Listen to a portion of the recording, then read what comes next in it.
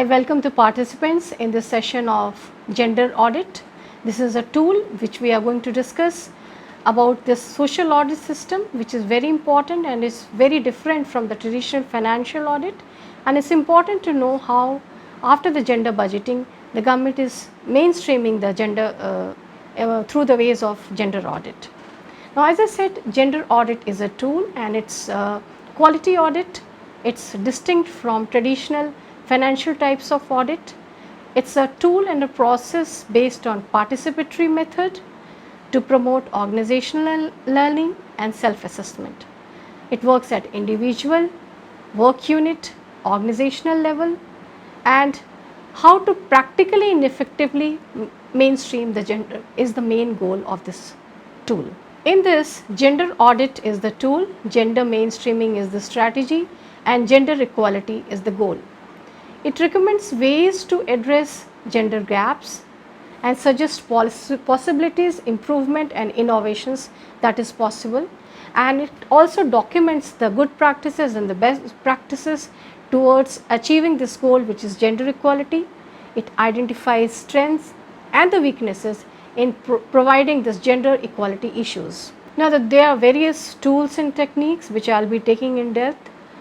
But to start with, it uses existing data which is already there and the guidelines of the ministries. It takes into account the documentation review, the field visits are also conducted, field surveys are conducted, focus group discussion, interviews, key information interviews, and basically there is a set of questionnaire that we set, and gender audits cards are issued which is suggestive and which is taken care into while doing this gender audit tools and techniques where it is required. Now, what is the method or methodology for gender audit? It is important to set up a gender audit team.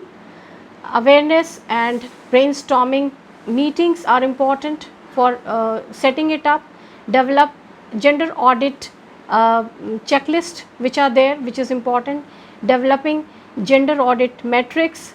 Every meeting of the gender auditors has to be minuted, gathering audit data, analysis of the data, feedback to mainstream the gender, and also audit report. So, these are 7 steps which are taken while doing the gender audit. Important question that what is the purpose of gender audit and why do we do gender audit? Now, this allows organizations to set their own houses in order and also change aspects of the organizational culture which discriminates against women staff and also the women beneficiaries. As a method for gender mainstreaming, gender audit helps organizations to identify and understand gender patterns within their compositions, structures and processes and organizational culture and management. It is important to design and deliver the policies and services vis-a-vis gender mainstreaming. For this purpose, it is important to perform this gender audit. Gender audit also helps to assess the impact of the organizational performance and its management on gender equality within the organization. Gender audit also helps and finds out that there is no standard approach for carrying out a gender audit, though international organizations use 2 main approaches, that is participatory gender audit and the gender integration framework. Now, how this gender audit is applied to policies and the programs.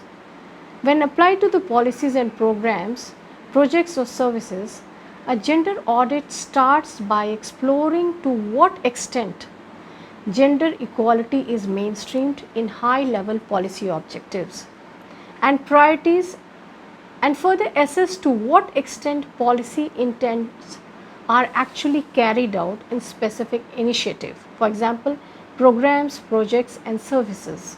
At the planning level, a gender audit analyzes whether there are gender specific objectives or if gender is mainstreamed in the general objectives of the policy in order to guarantee that they contribute to close gender gap, ensures that women and men benefit equally or in accordance with the gender needs, and that inequalities are not perpetuated.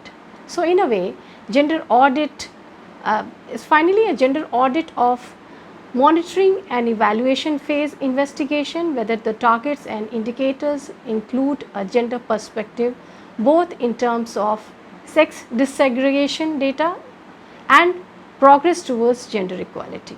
Gender audit implementation plan. This is refining gender audit tool, that where the suggestions with regard to gender sensitive adults being incorporated in the gender internal audit manual version of the CGA.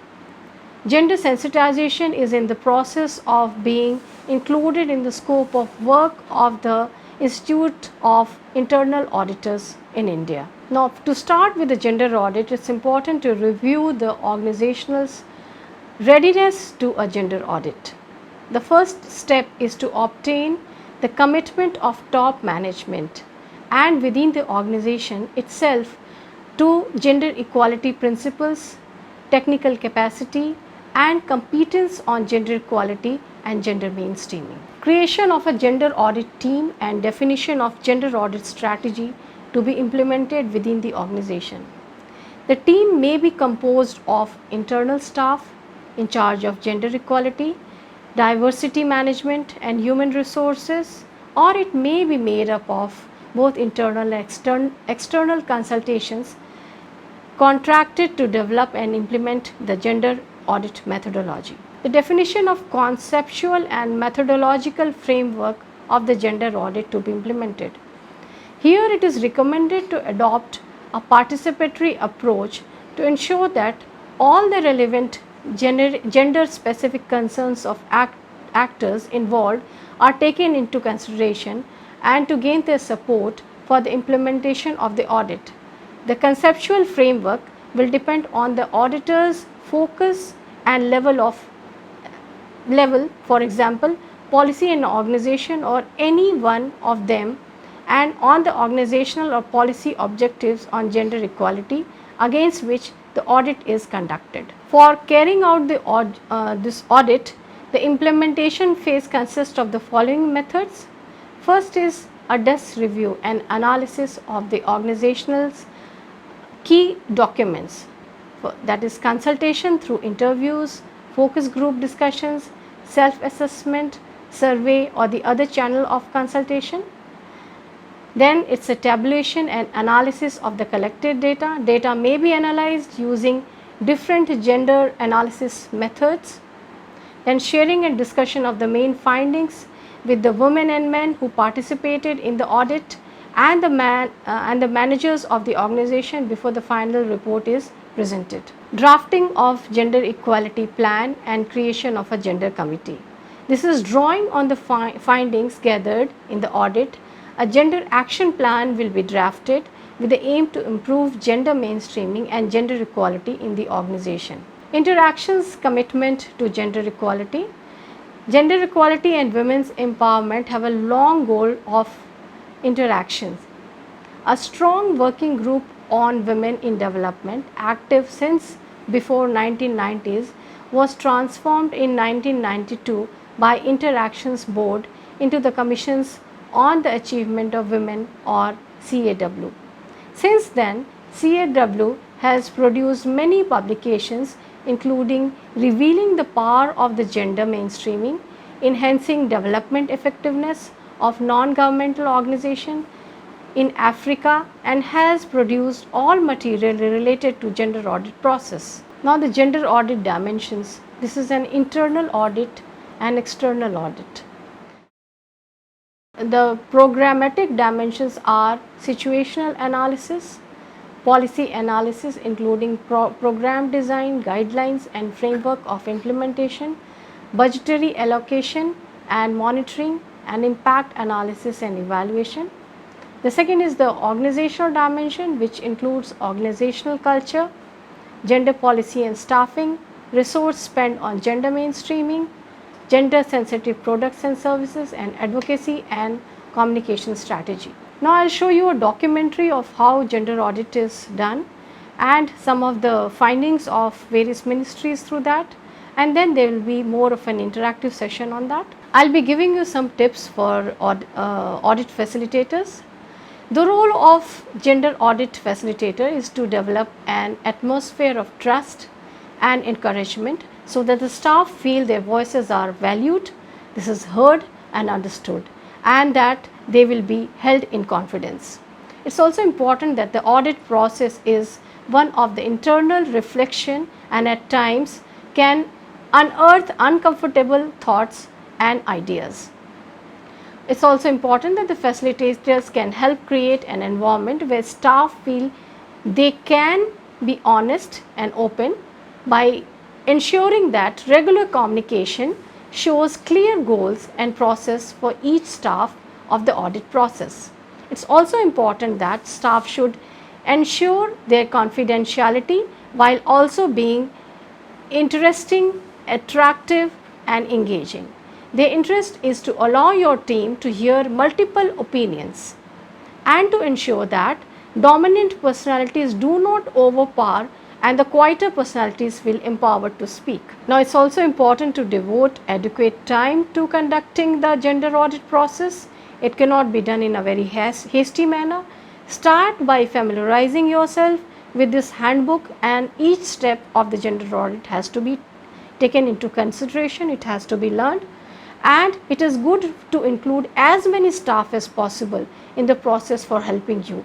This creates more ownership of the process, plus you learn together about gender integration and gender equality in your own organization.